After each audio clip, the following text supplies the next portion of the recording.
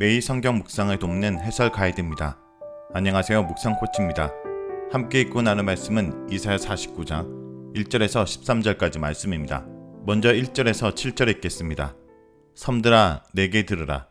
몽곳 백성들아 귀를 기울이라. 여호와께서 태에서부터 나를 부르셨고 내 어머니의 복중에서부터 내 이름을 기억하셨으며 내 입을 날카로운 칼같이 만드시고 나를 그의 손 그늘에 숨기시며 나를 갈고 닦은 하살로 만드사 그의 하살통에 감추시고 내게 이르시되 너는 나의 종이요 내 영광을 내 속에 나타낼 이스라엘이라 하셨느니라. 그러나 나는 말하기를 내가 헛되이 수고하였으며 무익하게 공연히 내 힘을 다하였다 하였도다. 참으로 나에 대한 판단이 여호와께 있고 나의 보응이 나의 하나님께 있느니라. 이제 여호와께서 말씀하시나니 그는 태에서부터 나를 그의 종으로 지으신 이시요 야곱을 그에게로 돌아오게 하시는 이시니 이스라엘이 그에게 모이는도다. 그러므로 내가 여호와 보시기에 영화롭게 되었으며 나의 하나님은 나의 힘이 되셨도다. 그가 이르시되 내가 나의 종이 되어 야곱의 지파들이 일으키며 이스라엘 중에 보존된 자를 돌아오게 할 것은 매우 쉬운 일이라. 내가 또 너를 이방의 빛으로 삼아 나의 구원을 베풀어서 땅끝까지 이르게 하리라. 이스라엘의 구속자, 이스라엘의 거룩한 이이신 여호와께서 사람에게 멸시를 당하는 자, 백성에게 미움을 받는 자, 가온원들에게 종이 된 자에게 이같이 이르시되 왕들이 보고 일어서며 고관들이 경배하리니 이는 이스라엘의 거룩한 이 신실하신 여호와 그가 너를 택하였음이니라. 1절에서 7절은 종의 노래입니다. 종은 하나님께서 태에서부터 선택하신 존재입니다. 그뿐 아니라 이 종은 날카로운 칼과 갈고 닦은 하살처럼 매우 잘 훈련되고 단련된 종이기도 합니다. 하나님께서는 그를 통해 하나님의 영광을 드러내실 것을 약속하셨습니다. 선택받고 잘 준비되며 하나님이 주신 약속의 말씀까지 있는 종의 상태와 실제 종의 사역은 완전히 대조적입니다. 4절 첫머리에 그러나 나는 이라고 시작하면서 3절까지와 4절의 상태를 확연하게 대조시키고 있습니다. 놀랍게 이 종의 사역은 헛수고와 같습니다. 4절에 쓰인 헛되이, 무익하게, 공현히 라는 단어는 이 종의 사역이 어떤 면으로 보아도 아무런 열매가 없어 보이는 그야말로 완전히 무익한 수고의 삶인 것처럼 묘사하고 있습니다. 태에서부터 하나님의 선택을 받았고 제대로 잘 준비되었으며 하나님께서 주신 비전까지 있는데 이렇게까지 헛수고요. 공연히 힘만 뺀 사역이 될 수 있을지 오늘 우리는 상상하기도 어렵습니다. 하나님을 전혀 의지하지도 않고도 세상에서 가장 잘 나가는 기업을 이룰 수도 있고 세상에서 가장 영토가 큰 나라를 이룩할 수도 있습니다. 그러나 하나님의 종의 사역이 이렇듯 헛수고요, 공연하게 무익한 일로 마무리될 수 있다는 점은 오늘날 교회 공동체의 사역을 결코 겉으로 드러나는 결과만을 가지고 평가할 수 없음을 알려줍니다. 일찍부터 주님의 택하심을 입고 크나큰 약속의 말씀도 받았지만 객관적으로 보이는 사역은 실패라고 여겨지는 하나님의 종도 있습니다. 이를 생각해보면 오늘 우리 교회 안에서 세상적인 물량에 따른 평가들이 얼마나 난무하고 있는지 반드시 돌아봐야 할 것입니다. 교회마저 온갖 방식의 컨설팅이 이루어지고 있는 것을 무조건 나쁘다고 할 수는 없지만 우리 교회가 정말 필요한 것은 새로운 경영 기법일 수 없습니다. 왜냐하면 하나님의 교회는 객관적인 지표나 수치상의 성정으로 결코 가늠할 수 없기 때문입니다. 이 종은 다만 자신의 재판이 여호와께만 있다라고 고백합니다. 그를 알아주고 제대로 다루어줄 분은 오직 하나님 한 분이시라는 것입니다. 이 종의 사역을 알아주실 분은 하나님밖에 없습니다. 5절은 종이 자신의 사역에 대해 어떤 적재성을 가지고 있는지 보여줍니다. 하나님께서 그를 자신의 종으로 삼으셨고 하나님께서 그를 영화롭게 하셨습니다. 비록 자신의 사역의 결과는 초라하지만 그는 하나님께서 자신을 부르신 것을 굳게 확신하고 있습니다. 그리고 6절은 하나님께서 바라보시는 이 종의 삶과 사역의 의미입니다. 이 종은 이스라엘을 여호와께로 돌아오게 할 뿐 아니라 이방의 빛, 즉 이방이 보고 하나님께 나아오게 하는 존재입니다. 이 종의 사역은 실패한 것 같기도 하고 헛수고인 것 같기도 하지만 이 종은 이스라엘을 하나님께로 돌이키는 자일 뿐 아니라 열방으로 하여금 하나님이 어떤 분이신지 깨닫게 하고 하나님께로 돌이키게 하는 빛과 같은 존재라는 것입니다. 참으로 하나님께서 보시는 것은 우리가 보는 것과 이토록 큰 차이가 있습니다. 겉으로는 실패한 것 같은 사역이지만 이 종의 사역의 진정한 의미는 이방의 빛의 사역입니다. 그러한 점에서 이방의 빛 사역의 진정한 완성은 우리 주 예수 그리스도라고 할 수 있습니다.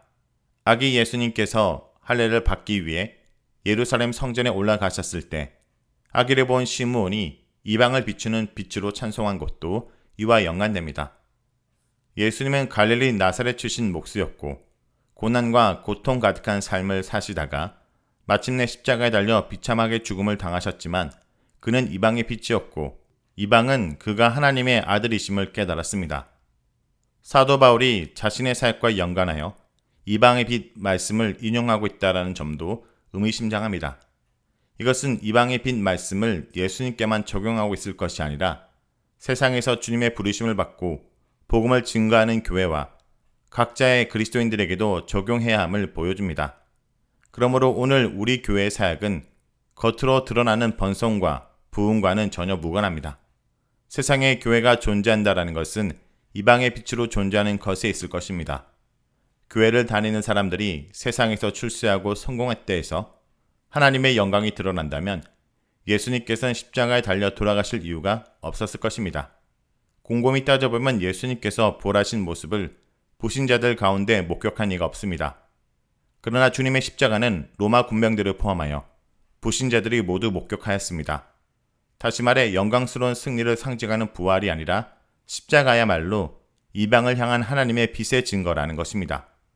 실패한 것 같은 종의 사역이야말로 이방의 빛으로서 그 존재 이유에 합당합니다. 이 종의 사역이 실패한 것처럼 보이는 까닭은 그가 세상의 방법과 길을 따라간 것이 아니라 첫 번째 종의 노래에서 볼 수 있듯이 상한 갈대를 꺾지 않고 꺼져가는 등불을 끄지 않는 사역을 행했기 때문일 것입니다. 신앙 공동체의 이유는 이러한 사역을 감당하는 데 있습니다. 8절에서 13절 읽겠습니다. 여호와께서 이같이 이르시되 은혜의 때에 내가 응답하였고 구원의 날에 내가 너를 도왔도다. 내가 장차 너를 보호하여 너를 백성의 언약으로 삼으며 나를 일으켜 그들에게 그 항모했던 땅을 기업으로 상속하게 하리라. 내가 잡혀있는 자에게 이르기를 나오라 하며 흑암에 있는 자에게 나타나라 하리라. 그들이 길에서 먹겠고 모든 헐벗은 산에도 그들의 풀밭이 있을 것인즉 그들이 줄이거나 목마르지 아니할 것이며 더위와 볕이 그들을 상하지 아니하리라. 이는 그들을 긍휼히 여기는 이가 그들을 이끌되 샘물 근원으로 인도할 것임이라. 내가 나의 모든 산을 길로 삼고 나의 대로를 도두르니 어떤 사람은 먼 곳에서 어떤 사람은 북쪽과 서쪽에서 어떤 사람은 시님 땅에서 오리라. 하늘이여 노래하라. 땅이여 기뻐하라. 산들이여 즐거이 노래하라. 여호와께서 그의 백성을 위로하셨은즉 그의 고난당한 자를 긍휼히 여기실 것임이라. 8절은 하나님께서 이스라엘을 위해 행하실 일을 진술하고 있습니다. 현재 그들의 상태는 지극히 초라하지만 하나님께서는 반드시 그들을 회복하시어 다시 돌아가게 하시며 약속하신 땅을 상속받게 하실 것입니다. 그러므로 지금은 구원의 날이요 은혜의 때입니다. 이 말씀은 우리가 살아가는 현실을 묵인하고 체념할 것이 아니라 하나님의 뜻 가운데 우리 현실이 얼마든지 바뀔 수 있고 하나님이 행하실 놀라운 세일이 있음을 믿고 신뢰해야 함을 알려줍니다. 참으로 하나님 백성으로 살아간다는 것은 약속을 믿고 살아가는 것입니다.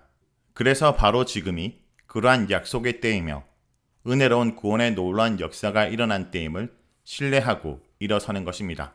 하나님은 잡혀있던 이들을 돌아오게 하십니다. 반복해서 발견되는 상황이지만 하나님이 현재 이스라엘이 처한 상황을 영원히 고착된 것이나 결코 바꿀 수 없는 숙명으로 여기지 않습니다. 현재 그들은 바벨론에 묶여있는 종의 신세이지만 하나님의 말씀은 그들을 향해 나아오라, 나타나라 라고 명령하십니다.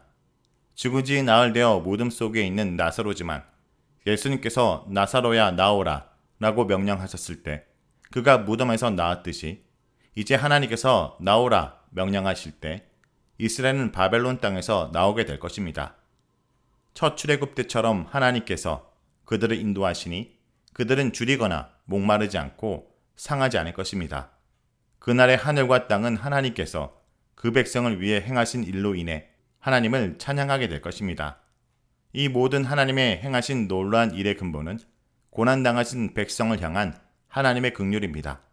하나님께서 그 백성을 긍휼히 여기시어 그들은 회복되며 돌아올 것입니다.